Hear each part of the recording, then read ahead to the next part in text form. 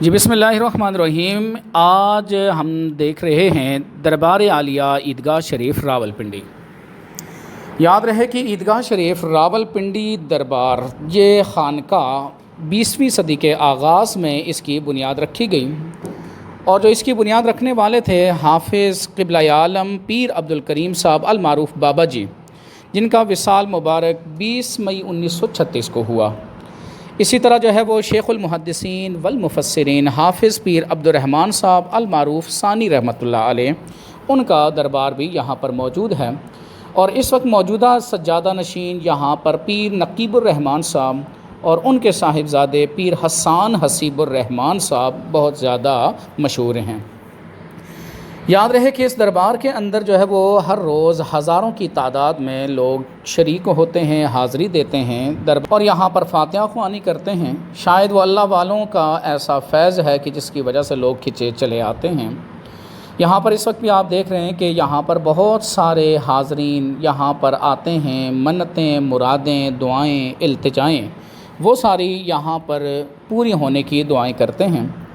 اس کے بعد جو ہے وہ یہ دربار شریف کے اندر کے مناظر ہیں۔ یاد رہے کہ اس دربار میں دونوں اطراف میں جو ہے وہ الگ الگ جگہ بنی ہوئی ہے۔ ایک طرف کچھ مرد حضرات بیٹھے قرآن مجید پڑھ رہے تھے، اور دوسری طرف جو ہے وہ خواتین کے لیے جگہ بنی ہوئی ہے۔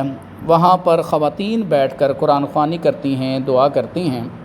لیکن دربار شریف کے اندر حاضری کی اجازت صرف اور صرف مردوں کو ہے، جبکہ عورتوں کو یہاں پر حاضری کی اجازت نہیں ہے۔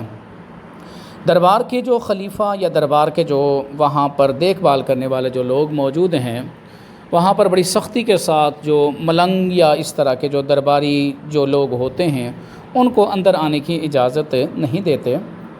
اور ایک بات جو مجھے بہت زیادہ اچھی لگی، جس بات نے مجھے بہت اٹریکٹ کیا، وہ یہ ہے کہ یہاں پر بھی جو بعض اچھے مزارات ہیں ان کی طرح یہاں پر بھی جگہ جگہ انہوں نے یہ لکھا ہوا ہے کہ دربار شریف پر سجدہ یا دربار شریف کے اوپر جو ہے وہ سجدے کی شکل بنانا بھی جو ہے وہ جرم ہے۔ اور وہاں پہ جو گارڈ ہیں وہ اس چیز کو بہت سختی کے ساتھ جو ہے وہ عمل درآمد بھی کرواتے ہیں کہ کوئی بندہ اس طرح کی حرکت کرتا ہوا نظر نہ آئے۔ اب یہ دربار شریف کے اندر کے مناظر ہیں۔ دربار کے اندر بہت زیادہ صاف ستھرا پھولوں اور خوبصورت خوشبوئیں اور چادریں وہاں پر دربار کے اندر جو ہے وہ چڑھائی گئی ہیں۔ اور اس دربار کی اگر بات کی جائے تو شاید 20ویں صدی سے لے کر ابھی تک اس کے اوپر جو ہے وہ لوگوں کا اسی طرح سے رش ہے۔ لوگوں کا جو ہے وہ یہاں پر لوگوں کی آمد و رفت جاری ہے۔ لوگ جو ہے وہ دن رات یہاں پہ حاضری دیتے ہیں۔ مذہبی اور روحانی حوالے سے اگر ہم اس دربار کی بات کریں تو یہاں پر اس دربار کے ساتھ یہ آپ دیکھ رہے ہیں کہ ایک بہت وسیع جو ہے وہ ایک گراؤنڈ ہے جہاں پر عید کی نماز ادا کی جاتی ہے۔ اس کے ساتھ ایک بہت بڑی مسجد ہے، جس مسجد کے اندر جو ہے وہ ہزاروں کی تعداد میں لوگ نماز ادا کر سکتے ہیں۔ یہاں تک کہ جب نماز یا عید یا اس طرح کا کوئی موقع ہوتا ہے تو یہ گراؤنڈ، یہ دربار، یہ ساری جگہیں جو ہے وہ نمازیوں کے لیے ہوتی ہیں۔ اسی طرح مسجد کے اندر جو ہے وہ نماز ادا کی جا رہی ہے، اور بڑے خوبصورتی کے ساتھ جو ہے وہ نماز کا اہتمام کیا جاتا ہے، اور کثیر تعداد میں زائرین اور محلے والے شریک ہوتے ہیں۔